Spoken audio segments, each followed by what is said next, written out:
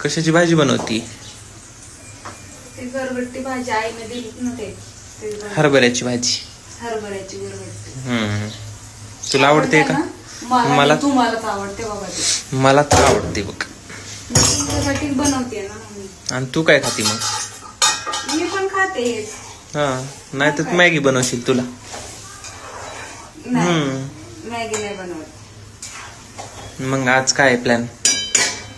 काय आता मी तुम्हाला म्हणते व्हिडिओ बनवायला जाऊ जाऊ जाऊ. नाही, मला जायचं ना, काम आहे माझं.